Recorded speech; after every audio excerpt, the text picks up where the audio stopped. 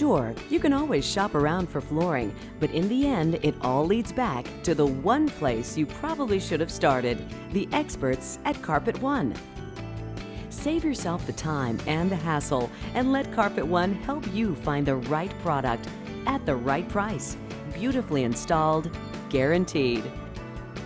Come see the One, Carpet One, on the Business Loop in Columbia.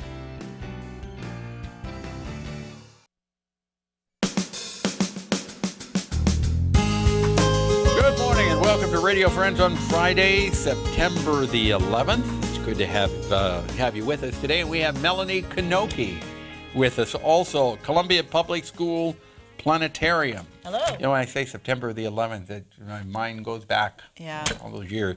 But we talk about something really exciting today with the shows that you have going on with the Columbia Planetarium. Right. We have our second Saturday of the month shows that we do, and tomorrow on Saturday we are offering two shows, like we always do. The first one is Night Sky Wonders. This one is for little ones. These are familiar if people have been following the Planetarium. These are shows that we have done before, but they are very popular. And they are mainly for the younger kids. The first one, yes, is for the little ones. Okay. I'm talking pre-K and kindergarten.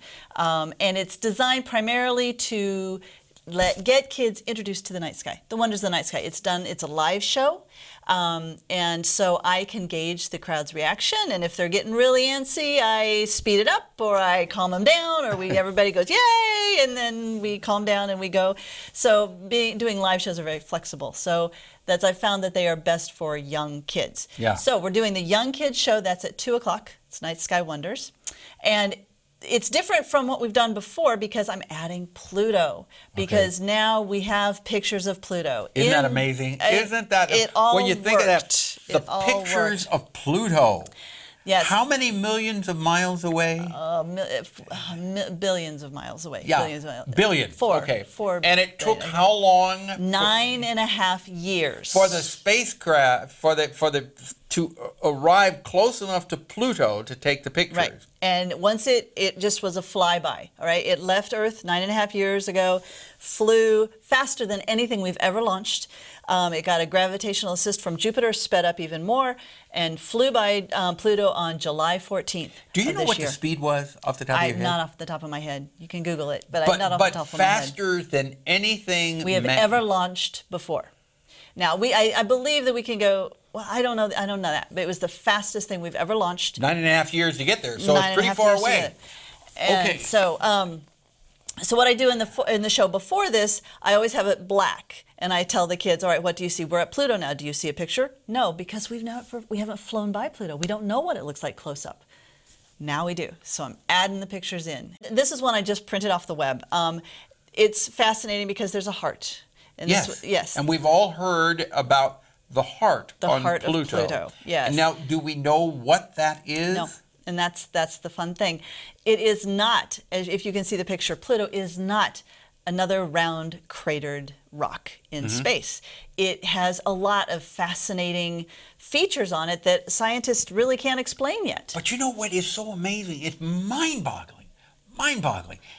Billions of miles away, 9.5 years to get there, and we're looking at a picture of this heavenly body. And keep in mind, it's really dark out there. The sun is really far away. So they had to do long exposures. So you're moving incredibly fast, and you're trying to take a picture of something that's very dark. So you have to program the camera to move as the spacecraft is moving to keep the picture still. And they were able to do it, and they brought back incredible images. So this is Pluto. Now we have another picture, and this is Charon, Pluto's largest moon.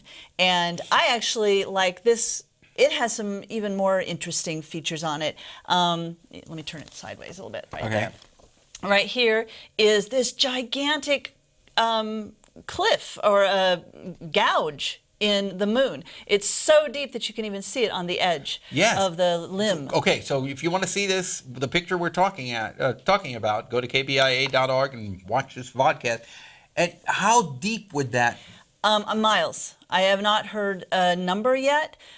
These still are very fresh. They are coming back from the spacecraft, because when the spacecraft flew by the dwarf planet, it was going very fast, but they were so busy taking pictures. They took all the pictures they could. And they didn't send them back at that time, No, did they? because they were too busy taking pictures. After it flew by, now it's turning around and it's slowly sending us the pictures back. So I have heard that it's going to take at least a year to get all of the data down that they took from that flyby So on July how 14th. long does it take the pictures to get back here? All these numbers. I think it takes about 6 hours for the signal to get from Pluto to Earth. That's a lot faster than the 9.5 years it took to Because it's physically light. get there. Yes, the electromagnetic spectrum travels much faster than a clunky old spacecraft. Yeah. So you'll be covering this at the show Right. in the afternoon. Well, we're going to be, for kindergartners, we're going to touch base on it, not go into a lot of detail. But for the adults, you will. For the adults, we're doing a show at 3:15 called The Planets. And this is a canned show, so I can't change it. And it does talk a little bit about Pluto, but we will have pictures on display afterwards, and we will have time for question and answers. Okay, for so people that who are will be coming. this coming Saturday. Tomorrow. Tomorrow. Tomorrow, September the 12th. Okay. Yes, at 2 and 3:15. Check our website, cpsplanetarium.org, to reserve a seat Okay. to see if they're still open. All right. We have a couple of minutes left. Anything else you want to mention? Oh, well, let's see. We have an eclipse that's coming up. Total lunar eclipse on September 27th. That's a Okay. Sunday. So in a couple of weeks. And it's perfect, provided there are no clouds. Right, Okay. right. And will it be a full moon? It's going to be a full moon. It's going to be a lunar eclipse. What time? Partial. The sun. I'm sorry. The moon will slowly start to enter into the Earth's shadow at 8:07 p.m. So it's just going to be right in the evening. Right. Right after the sun goes down, and the moon will be up just a little bit before it'll start entering into the shadow. And it will last how long? It is going to last about. It will be done, totally done at 11:27, Okay. but total begins at 9:11.